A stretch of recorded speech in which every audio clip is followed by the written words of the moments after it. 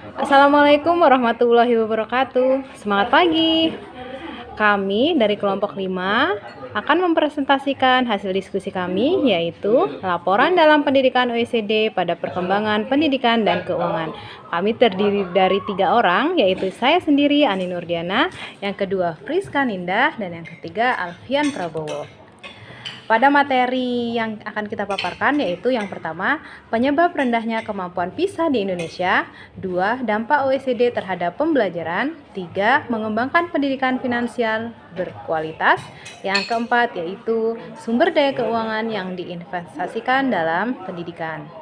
Nah, latar belakangnya yaitu organisasi OECD, the Organization for Economic Cooperation and Development, akan melakukan kerjasama dan membantu negara yang membutuhkan bantuan uluran tangan. Dengan peraturan dan partisipasi dari anggotanya, maka permasalahan yang menyangkut ekonomi pasti ada terselesaikan. Nah, cara kerjanya adalah dengan melakukan perundingan, kemudian mengidentifikasikan seperti apa permasalahan yang dialami, yang kemudian mencari bersama solusinya. Nah, keterlibatan OECD dengan Indonesia telah menguat secara signifikan sejak tahun 2007 ketika negara ini telah mencapai salah satu dari 5 mitra utama organisasi. Indonesia merupakan mitra utama pertama yang menandatangani kedua kerangka perjanjian kerja sama 2012 dan perjanjian hak istimewa dan imunitas pada tahun 2013 dengan organisasi. Pendirian kantor OECD pertama di Asia Tenggara berada di Jakarta pada bulan Maret, didirikan pada bulan Maret tahun 2015. Rumusan masalah yaitu yang pertama, apa penyebab rendahnya kemampuan PISA di Indonesia? 2, bagaimana dampak OECD terhadap pembelajaran? 3, bagaimana pengembangan pendidikan finansial di Indonesia? 4, apa sumber daya keuangan yang diinvestasikan dalam pendidikan? Tujuan penulisan ini yaitu yang pertama, untuk mengetahui penyebab rendahnya kemampuan PISA di Indonesia. 2, untuk mengetahui dampak OECD terhadap pembelajaran. 3, untuk mengetahui pengembangan pendidikan finansial di Indonesia. 4, untuk mengetahui sumber daya keuangan yang diinvestasikan dalam pendidikan.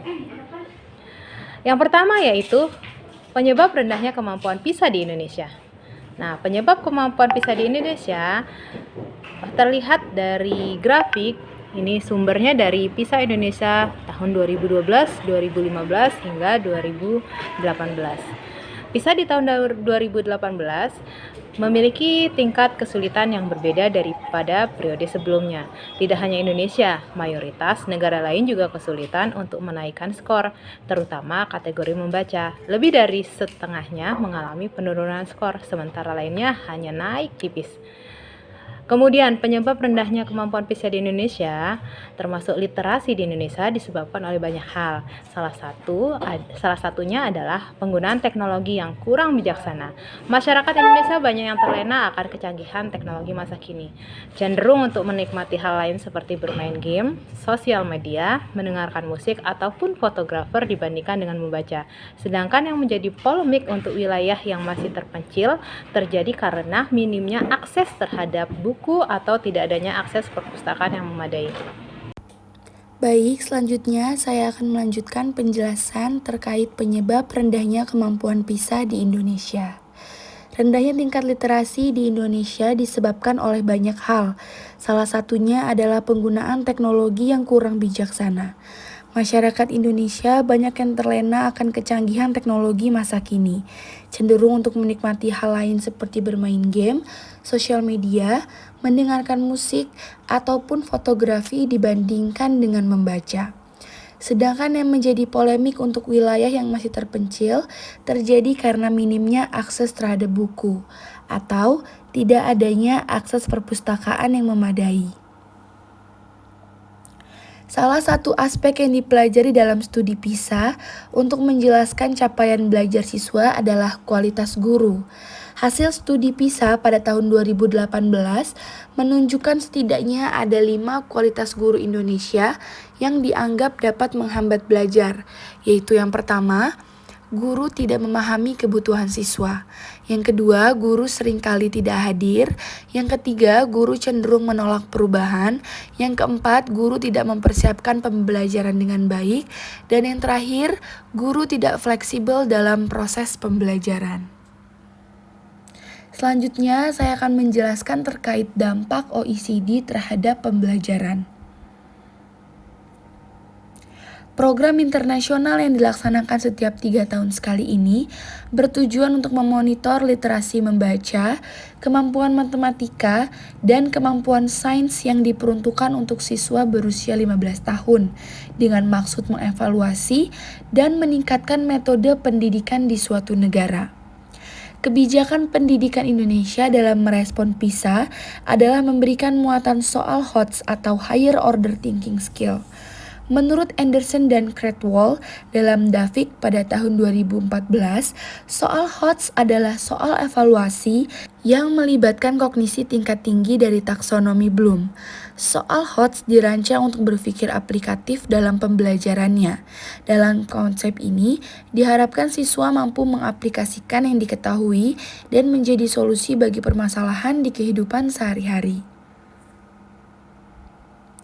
Selanjutnya, pengembangan pendidikan finansial di Indonesia. OECD memiliki berbagai kemitraan dengan sejumlah pejabat Indonesia terkait kebijakan pendidikan keuangan. Literasi finansial sudah sangat diakui sebagai keterampilan dasar di dunia, di mana tanggung jawab pribadi untuk kesejahteraan keuangan meningkat dan landscape keuangan yang menawarkan beragam produk keuangan yang rumit disampaikan melalui beberapa saluran. Oleh karena itu, pendidikan keuangan berkualitas tinggi sangat penting untuk membangun keterampilan ini di semua sektor masyarakat dan memastikan kesejahteraan dan pertumbuhan yang inklusif. Pada tahun 2018, Indonesia untuk pertama kalinya berpartisipasi dalam komponen literasi keuangan dari Program Penilaian Pelajar Internasional atau Program for International Student Assessment or PISA OECD untuk mengukur tingkat literasi keuangan di antara pelajar usia 15 tahun. Baik, sekian yang dapat saya sampaikan. Selanjutnya akan disampaikan oleh rekan saya. Yang selanjutnya yaitu sumber daya keuangan yang diinvestasikan dalam pendidikan. Pembukaan Undang-Undang Dasar tahun 1945, alinea keempat, menyatakan bahwa salah satu tujuan pemerintah negara Indonesia adalah untuk mencerdaskan kehidupan bangsa. Bicara mengenai mencerdaskan kehidupan bangsa, sangat erat kaitannya dengan pendidikan. Dengan semangat tersebut, selanjutnya pada pasal 31 ayat 4 menjelaskan bahwa negara memprioritaskan anggaran pendidikan sekurang-kurangnya 20% dari APBN serta dari APBD untuk memenuhi kebutuhan penyelenggaraan pendidikan nasional. Berdasarkan hal tersebut, sejak APBN tahun anggaran 2009, pemerintah telah melakukan pemenuhan mandatori anggaran pendidikan sebesar 20% dari APBN, sebagaimana yang diamanatkan dalam Undang-Undang 1945 tersebut. Alokasi yang cukup besar terhadap sektor pendidikan tersebut nampaknya telah membuahkan hasil, setidaknya dengan membaiknya akses warga negara terhadap pendidikan. Namun demikian, pemerintah masih memiliki pekerjaan rumah yang cukup menantang dalam hal meningkatkan kualitas pendidikan itu sendiri. Hal ini dikarenakan kualitas pendidikan Indonesia tampaknya masih memiliki gap yang sangat besar dibandingkan dengan negara lain. Salah satu indikator yang dapat dijadikan ukuran tentang kualitas pendidikan yaitu dengan menggunakan nilai Program for International Student Assessment atau PISA.